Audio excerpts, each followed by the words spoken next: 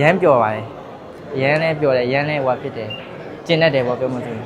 ခေါင်းပေါ်ပဲအားရောအနီးပေါ်တိတ်အားမရသေးပါဘူးကိုကြီးဟိုကနိုင်တာတော့အရမ်းပျော်ပါရမ်းပီတီဖြစ်ပါတယ်ရေးကြီးကတိတ်ပြီး training မစင်းမိဘူးကို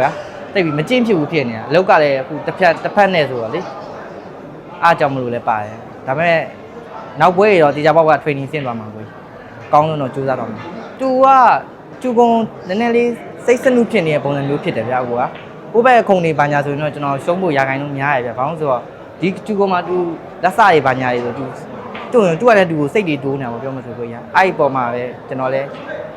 တောက်လျှောက်ထိနိုင်ခဲ့တာပေါ့ကိုနိုင်ခဲ့တာပေါ့ဝါဒနာကတော့တော်တော်လေးပါခဲ့ရကိုကျွန်တော်ဟိုကျူကုံကိုဒီ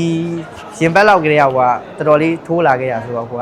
ဒီဝါဒနာကိုတော်တော်လေးနဲ့နှစ်သက်တယ်တော်တော်လေးနဲ့စိတ်ခံစားမှုရှိရပေါ့ကိုရှေ့ဆက်လဲကြိုးစားတော့မှာကိုကြီးဒီကြဘောကတော့ရက်မနေဘူးဒီတိုင်းကတော့တူးရီအကုန်လုံးကတော့ကျင်းနေပါတယ်ကိုအားပေးရလူတွေတော်တော်များတယ်ဒီပွဲကိုလေဒီပွဲကပို့ပြီးများတယ်ပြီးခဲ့တဲ့ပွဲတဲ့ဆိုင်ဒီပွဲကတော်တော်လေးကိုများတယ်နောက်မှလည်းအားပေးထားတဲ့လူတွေရောအများကြီးတွေ့ရတယ်ပေါ့နော်ဖုန်းပေါ်မှာလည်းကြည်နေတဲ့လူတွေအများကြီးရှိပါတယ်ကိုဖုန်းတွေပိုင်းလန့်ဆက်တယ်လေကျွန်တော်က